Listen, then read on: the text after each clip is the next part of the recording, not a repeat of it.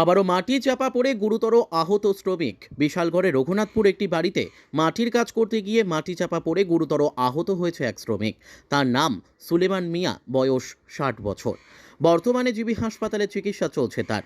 প্রথমে আহত শ্রমিককে বিশালগড় হাসপাতালে নেওয়া হয়েছিল। অবস্থা আশঙ্কাজনক হওয়ায় তাকে জিবিতে স্থানান্তর করা হয়। অন্যান্য শ্রমিকরা ঘটনা প্রথমে দেখতে পেয়ে সুলেমানকে উদ্ধার করেন। তারাই তাকে হাসপাতালে নিয়ে যান। শ্রমিকরা কাজ করতে গিয়ে প্রায়ই এই ধরনের বিপদের মুখে পড়তে হচ্ছে, তাই তাদের নিরাপত্তার দিকটা নিশ্চিত করার দাবি উঠেছে, সে সরকারি কাজেই হোক কিংবা বেসরকারি। ওই মাটি তখন মাটি কাটার সময় তখন ওই মাটি ভেঙে পড়ছে, চাপা গেছে। কার বাড়িতে কাজ করতে? তারপরে আমরা সবাই মিলে সেটা তুললা বিশালগড় হসপিটাল আনছি, বিশালগড় হসপিটাল আনার পরে তারপরে এখানে রেফার করছি। কার বাড়িতে কাজ করতে আসলো? তাই নিয়ে মালিকের নাম জানেন কিছু? না আচ্ছা, কতদিন যাবত ওই বাড়িতে কাজ করতে আসলো? কাজ করে আজকে 2 দিন এটা কি বিল্ডিং এর কোনো কাজ চলতে আসছে? বিল্ডিং এর কাজ।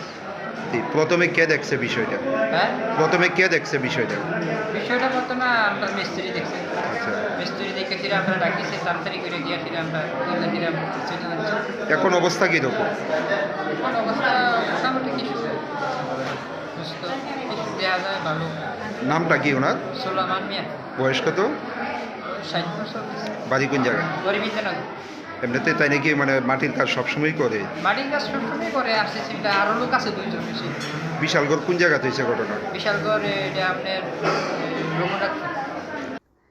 Bureau report, news daily Bharat.